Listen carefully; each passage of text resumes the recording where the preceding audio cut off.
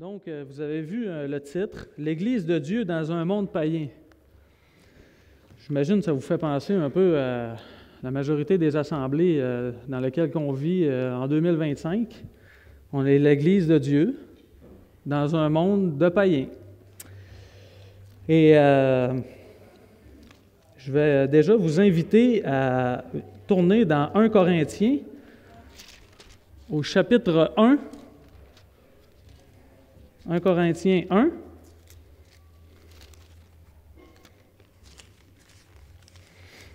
Ça va être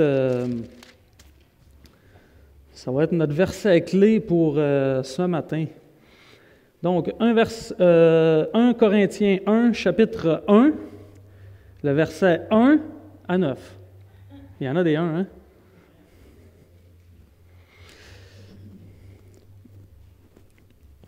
Avant de commencer dans la lecture, j'aimerais qu'on puisse se donner un peu une introduction de ce que je vais parler un peu ce matin. Ensuite, vous allez voir, on va faire les choses bien disposées, qu'on va remettre ce temps dans les mains de Dieu, puis ensuite, on va aller avec la lecture. Donc, avez-vous déjà souhaité que votre Église locale soit comme celle des premiers siècles? On parle des Églises primitives, quand on parle dans Actes, hein? Vous avez sans doute en tête une communauté de croyants qui sont unis ensemble par l'amour de Christ et qui sont engagés les uns envers les autres, en dépit du nombre, à renverser les frontières du paganisme. Paganisme, ça veut dire quoi selon vous? Manque de religion, manque de... l'athéisme en fait, là, qu'on manque de croyance en fait là, dans l'Évangile. Okay? Donc, je vais répéter ce que je dis. Donc, c'est une communauté de croyants qui sont unis ensemble par l'amour de Christ et qui sont engagés les uns envers les autres, en dépit du nombre, à renverser les frontières du paganisme / athéisme par la puissance de l'Évangile. Malheureusement, la réalité des églises primitives ne correspond probablement pas à notre idéal. Ne correspond probablement pas à cet idéal que nous souhaitons, nous, trop souvent, de ressembler à ces églises-là, de vivre dans la communauté, de vivre à renverser ces frontières-là. L'Église de Corinthe, c'est un exemple classique qui nous ressemble énormément en tant qu'assemblée. Elle possédait d'excellents enseignants, de bons leaders, et cependant, elle luttait avec les mêmes problèmes auxquels nos églises aujourd'hui font face, composées de pécheurs sauvés par la grâce de Dieu manifestée en Jésus, Christ notre Seigneur. Maintenant, on va se pencher vers notre texte dans 1 Corinthiens 1, à partir du verset 1. Paul, appelé à être apôtre de Jésus-Christ par la volonté de Dieu, et le frère Sosthène, à l'Église de Dieu qui est à Corinthe, à ceux qui ont été sanctifiés en Jésus-Christ, saints par vocation, et à tous ceux qui invoquent en quelque lieu que ce soit le nom de notre Seigneur Jésus-Christ, leur Seigneur et le nôtre. Que la paix et la grâce vous soient données de la part de Dieu notre Père et du Seigneur Jésus-Christ. Je rends à mon Dieu de continuelles actions de grâce à votre sujet, pour la grâce de Dieu qui vous a été accordée en Jésus-Christ. Car en lui, vous avez été comblés de toutes les richesses qui concernent la parole et la connaissance. Le témoignage de Christ a été solidement établi parmi vous, de sorte qu'il ne vous manque aucun don dans l'attente où vous êtes de la manifestation de notre Seigneur Jésus-Christ. Il vous affermira aussi jusqu'à la fin pour que vous soyez irréprochables au jour de notre Seigneur Jésus-Christ. Dieu est fidèle, lui qui vous a appelé à la communion de son Fils, Jésus-Christ, notre Seigneur. On va se tourner vers notre Seigneur Jésus-Christ pour lui remettre ce temps dans ses mains. Donc, le temps de ce message. Père éternel, qu'il est bon de regarder tes Écritures, les Écritures saintes, Seigneur. Et tu nous appelles ici à examiner, scruter le livre des Corinthiens que ton serviteur Paul a écrit pour qu'ils puissent avoir les yeux fixés sur Jésus-Christ. Leur révéler une des problématiques qu'il y avait dans cette Église-là, mais qu'on peut vivre aujourd'hui dans nos Églises. Alors Seigneur, on veut vraiment que tu puisses nous donner cette sagesse, ce discernement, de mettre en application en tant que communauté, en tant que croyants, en tant qu'enfants sauvés par grâce de Jésus-Christ. C'est dans ton Saint-Nom que je te prie, Père. Amen. Donc, en lisant la première épître aux Corinthiens, nous constatons qu'il n'y a pas de maturité spirituelle instantanée. La maturité spirituelle s'acquiert, puis c'est un processus d'acquisition. Tout au long de notre vie, on acquiert cette maturité spirituelle-là. Comment? Bien, en obéissant, en ayant la foi et en obéissant à son commandement qui est requis. Le commandement de qui? Le commandement de Jésus, de Christ. Boyer dit ceci de percutant. Un écrivain français, si je ne me trompe pas, il dit « Si Paul était pour écrire une lettre aux églises évangéliques de notre présent siècle en Amérique, je crois que ce serait semblable à celle des Corinthiens. Leur monde était comme notre monde. La même soif pour l'intellectualisme, la même permissivité envers les normes morales, la même fascination pour le spectaculaire. Et leur Église était comme nos églises, orgueilleuse, aisée, matérialiste, désirant avec acharnement l'acceptation intellectuelle et sociale du monde, doctrinalement orthodoxe et moralement et pratiquement conformée au monde. » Les versets 1 à 9 du premier chapitre débutent par une expression très importante. L'Église de Dieu qui est à Corinthe, et se termine par cette déclaration fondamentale. Dieu est fidèle, lui qui vous a appelé à la communion dans son Fils, Jésus-Christ notre Seigneur. Cette expression et cette déclaration suggèrent trois choses. L'Église de Dieu, la ville de Corinthe et la responsabilité de l'Église. Penchons-nous sur l'Église de Dieu. L'Église de Dieu, par cette expression, Paul fait référence à l'assemblée de tous les croyants que Dieu a appelés pour les amener à lui, en les sortant du présent siècle mauvais. Le mot « Église », si on regarde le mot grec qui est « ecclésia », s'applique à tous ceux qui professent leur foi et leur allégeance à Christ et à son œuvre volontaire et finale à la croix du Calvaire pour la rédemption de quiconque croit. L'Église est une communauté qui partage la vie de Dieu, qui est gouvernée par la volonté de Dieu et qui coopère dans l'accomplissement de l'œuvre de Dieu en Jésus-Christ. Cette coopération est rendue possible sur la base de notre unité. Nous sommes unis sur la base d'un enseignement commun, un enseignement apostolique ou un enseignement chrétien. L'autorité de Paul n'est pas fondée sur des dons exceptionnels. L'autorité de Paul, lorsqu'on regarde dans Galates 1 au verset 15, elle est fondée sur sa mise à part par Dieu dès le sein de sa mère. Et on voit aussi dans Acte 9, à partir du verset 1 à 9, de sa rencontre avec Jésus sur le chemin de Damas. Donc, il était déjà prédestiné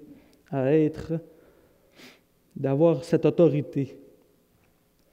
Il souligne ainsi son appel à être apôtre de Jésus-Christ par la volonté de Dieu pour les Corinthiens, pour que les Corinthiens reconnaissent la priorité de ses enseignements. L'autorité de Paul doit être une influence pour les saints de Corinthe, qui conservent leur unité entre eux. Paul leur rappelle et nous rappelle par le fait même qu'il n'y a qu'un seul enseignement, commun à tous les saints et à toutes les assemblées. L'autorité de Paul est l'autorité de celui qui l'a appelé, et l'autorité de celui qui l'a appelé est toujours l'autorité de sa parole. L'autorité de Paul est l'autorité de son enseignement. Nous sommes unis sur la base d'une appartenance commune. Donc, c'est ça qui nous unit. C'est l'appartenance commune de tous les croyants. C'est lors de leur conversion et de l'union avec Christ. Lorsqu'on appartient à Dieu et qu'on doit vivre de manière à célébrer et glorifier son saint nom. On peut voir ça dans Éphésiens 1, versets 3 à 14. On est la possession de Dieu. Nous ne nous appartenons plus à nous-mêmes, ni à des hommes, mais on appartient à Dieu seul. Dans 1 Corinthiens, à partir du chapitre 6, versets 19 à 20, il est dit, on peut virer, on peut tourner pour voir.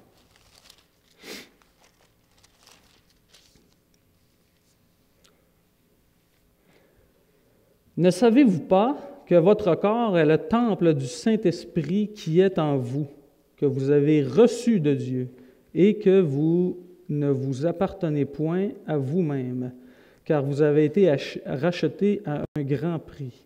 Glorifiez donc Dieu dans votre corps et dans votre esprit qui appartient à Dieu.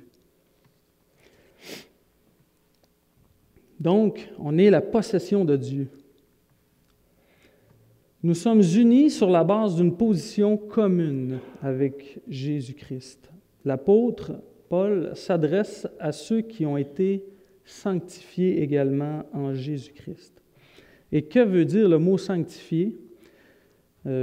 J'avais regardé le mot grec, c'est assez exceptionnel à prononcer, donc je vais m'abstenir, mais le mot « sanctifié » signifie « rendre saint ». Il indique une condition actuelle qui résulte d'une action antérieure à une action future et se poursuit dans le futur également. Donc, c'est quelque chose qui part de avant et se poursuit dans le temps, donc c'est perpétuel.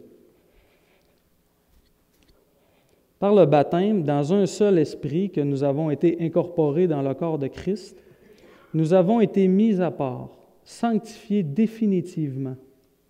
Cette mise à part, une fois pour toutes, est la raison pour laquelle nous sommes appelés saints. Ce qui implique que nous sommes appelés à nous conduire en conformité avec notre position. Nous sommes unis sur la base d'un appel commun. Nous sommes saints par vocation. Notez la nuance. Le mot « sanctifié » fait allusion à notre baptême dans le corps de Christ et l'expression « saint par vocation » marque notre séparation d'avec le monde. Dans Jean 17, à partir du verset 14 à 17, dit « Je leur ai donné ta parole, et le monde les a haïs, parce qu'ils ne sont pas du monde. Comme moi, je ne suis pas du monde. Je ne te prie pas de les ôter du monde, mais de les préserver du mal. Ils ne sont pas du monde, comme moi, je ne suis pas du monde. Sanctifiez-les par ta vérité, ta parole est la vérité. » Et si on continue un peu plus loin, dans Jean 17, à partir du verset 20-23, il dit « Le Dieu qui nous appelle est aussi le Dieu qui nous unit et qui demande de notre part la sainteté pratique et progressive, dans le but de l'unité et de convaincre le monde à propos de Jésus. » Nous sommes unis sur la base d'une confession commune. Paul dit « Avec ceux qui invoquent en quelque lieu que ce soit le nom du Seigneur Jésus-Christ, leur Seigneur et le nôtre. » Les saints sont ceux qui invoquent le nom du Seigneur. Le temps présent du verbe indique un acte habituel qui caractérise leur vie. Invoquer le nom du Seigneur signifie dépendre continuellement de sa personne et s'attendre sans cesse de ses ressources pour notre marche dans sa présence. Nous sommes unis sur la base d'une bénédiction commune, la grâce et la paix. Dans sa grâce, Dieu place à notre disposition l'infinie grandeur de sa puissance. Avec sa paix, il nous communique une tranquillité et un repos qui dépassent notre intelligence. Maintenant, je vous avais dit qu'il y avait 3 points. Passons à la deuxième section qui est l'Église de Dieu à Corinthe. Corinthe, pour vous faire une petite situation géographique, c'est une ville du monde dont sa géographie, son histoire, sa population, son commerce, son éducation, ses sports, sa religion, sa condition morale, on peut la considérer comme une ville. On pouvait calculer dans la ville de Corinthe entre 500 000 et 800 000 habitants, dont 400 000 esclaves. La population de Corinthe était multiethnique. Il y avait des Romains, des Orientaux, des Grecs, des Juifs se côtoyaient chaque jour. Le nombre de Juifs devint fort considérable lorsqu'ils furent expulsés de Rome par l'empereur Claudius. Il y a une référence biblique par rapport à ça, c'est dans Actes 18, à partir du verset 2, qui en parle, de cette expulsion des Juifs de Rome. La ville était dans une condition religieuse et morale lamentable.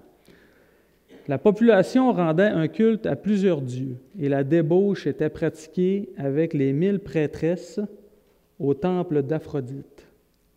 Les déesses de la beauté et de l'amour, la ville comprenait aussi un temple dédié à Asclépios, le dieu de la guérison. Et le dieu Apollo rendait des oracles par la bouche de la Pythie à un serpent monstrueux. Fait que si vous regardez tout ce contexte-là, un contexte qui est multi-ethnique, avec multi-religions mélangées dans tout ça, je me dis, si on regarde puis on transpose cette situation-là aujourd'hui, où est la différence? Corinthe était dépeint comme le paradis des pécheurs. Ça me fait penser, il n'y a pas une ville aux États-Unis qui dit la ville du vice, la ville Las Vegas. Hein? Tu sais, ce qui se passe à Vegas reste à Vegas. Corinthe, c'était un peu le Las Vegas des temps du Seigneur. Corinthe était dépeint comme le paradis des pécheurs, le ciel des ivrognes, l'enfer des femmes vertueuses. Dans le grec classique, le verbe corinthianer désigne la vie licencieuse et scandaleuse des Corinthiens. De cette ville opposée aux objectifs de Dieu, idolâtre et immorale, Dieu donna naissance à une Église. Paul annonça l'Évangile à Corinthe pendant son 2e voyage missionnaire en revenant d'Athènes.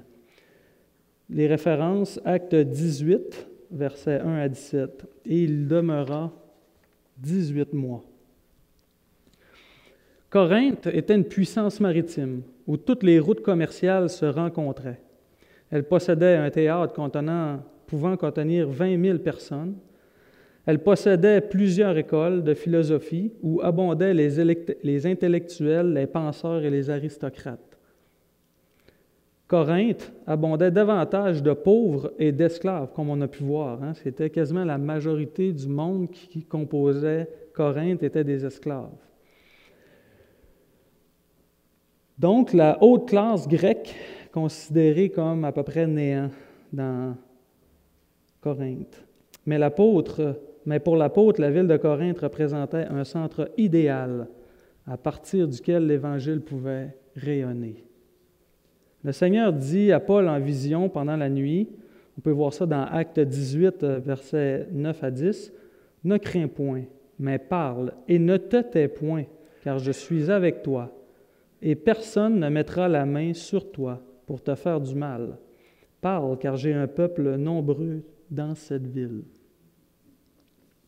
Mon troisième point, on parle de l'Église, c'est l'Église de Dieu. Appelée à la communion de son Fils Jésus-Christ notre Seigneur. Le mot communion signifie beaucoup plus que les privilèges. Il inclut aussi une partie de nous, c'est-à-dire notre responsabilité. L'Église est en communion avec Jésus-Christ dans toutes les ressources de Christ qui sont à sa disposition. Et toutes les ressources de l'Église doivent être à la disposition de Christ, afin d'accomplir son œuvre, l'œuvre de Dieu. La responsabilité de l'Église est d'accomplir à Corinthe, mais on pourrait dire aussi d'accomplir à Saguenay, à l'Église évangélique baptiste du Saguenay, l'œuvre de Dieu. Mais l'Église de Corinthe, premièrement, a échoué dans sa responsabilité envers la ville, a échoué dans sa promptitude à proclamer l'Évangile, a échoué en courage et conviction concernant son propre Évangile. Pourquoi l'Église de Dieu a appelé à la communion de son Fils est-elle incapable de délivrer le message spirituel à Corinthe? Dans cette lettre, nous découvrons la cause de l'échec de l'Église et la recette qui a fait son succès. Premièrement, l'esprit de la ville a pénétré l'Église. Chaque péché que l'apôtre confronte dans cette lettre vient de la ville et a envahi l'Église. Il y a la licence religieuse, liberté excessive, qui tend au dérèglement moral, intellectuel. Corinthe était le centre des opinions variées.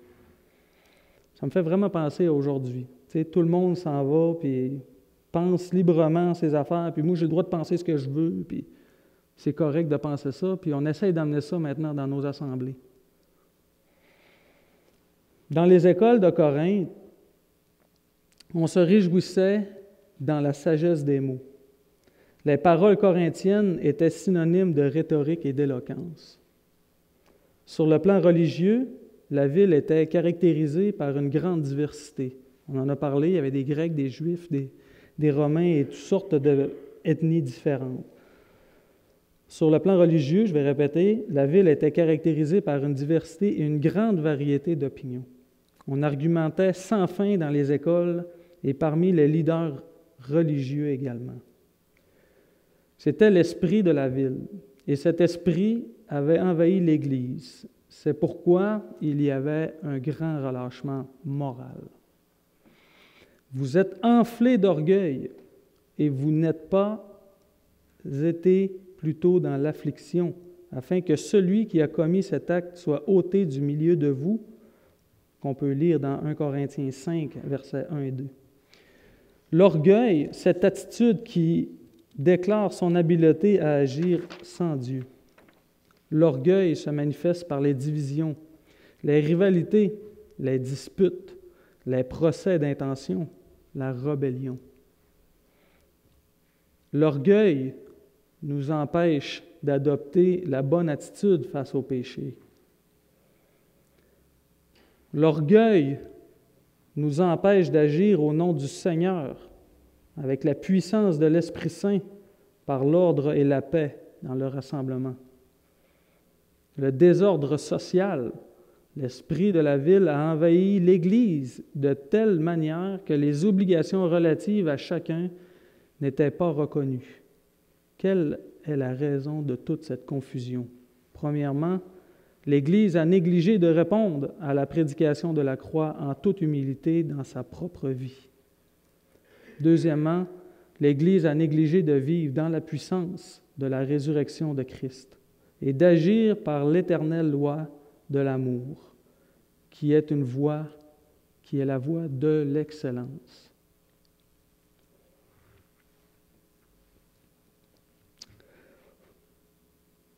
Selon vous, quelle est la recette du succès de l'Église, selon vous?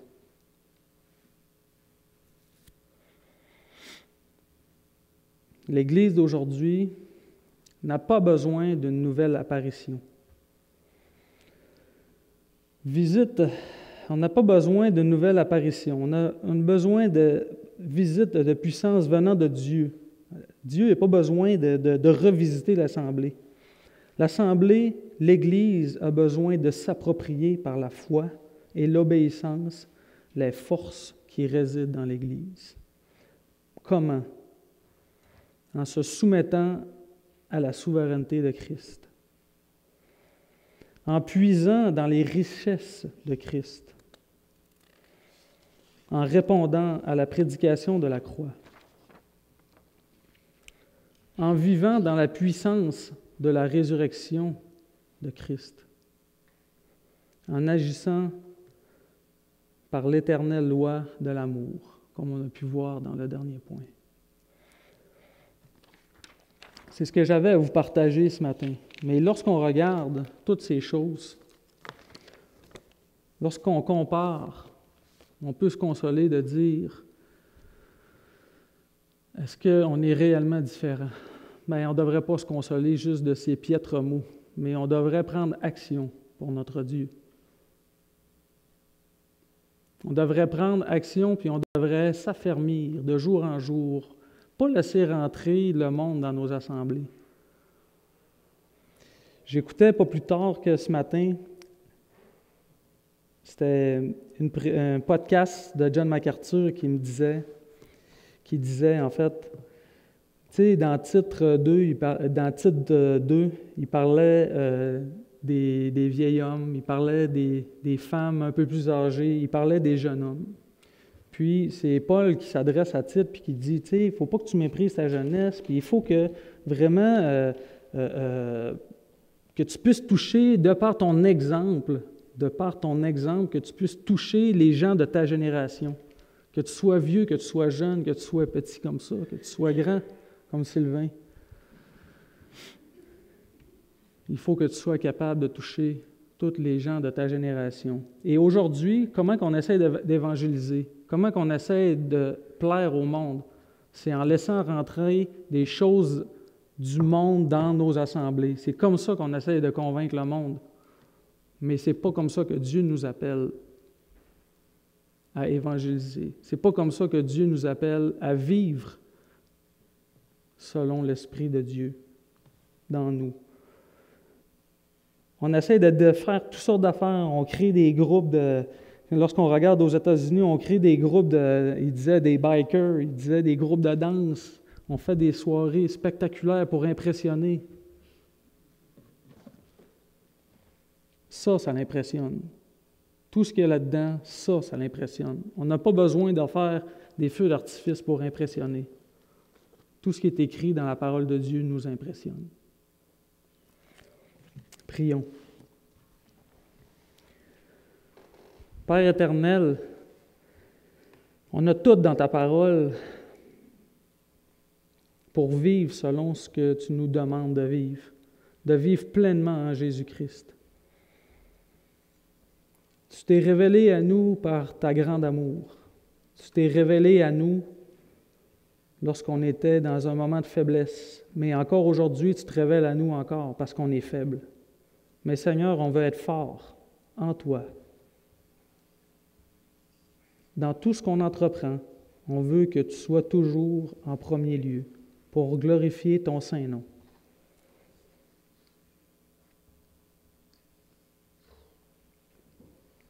Seigneur, éloigne le monde de nos assemblées.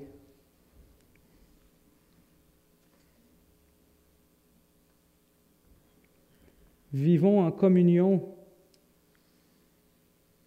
Tisse les liens de l'unité dans notre assemblée, qu'on se rapproche les uns des autres, comme l'Église primitive faisait, comme les églises du premier siècle.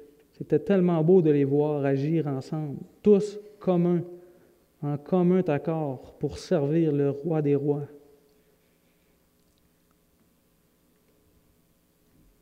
Que ce message, Seigneur, s'adresse à nous aujourd'hui, comme s'adressait aux Corinthiens. Fais que ce message puisse vraiment mijoter, qu'on puisse mettre en pratique tes préceptes, qu'on puisse agir selon l'unité et la communion. Et Seigneur, on désire vraiment te plaire dans notre service, dans notre unité, dans notre assemblée, dans nos relations, dans notre évangélisation, dans nos enseignements. Seigneur, c'est toi qu'on veut glorifier. Merci pour tout ce que tu as fait pour nous à la croix. Merci pour tout ce que tu nous donnes, ta miséricorde qui coule sur nous en abondance, à chaque jour, à chaque instant. Tu es là, tu nous supportes, Seigneur. Alors, on veut vraiment te dire à quel point qu'on t'aime. C'est en ton Saint-Nom que je te prie, Père. Amen.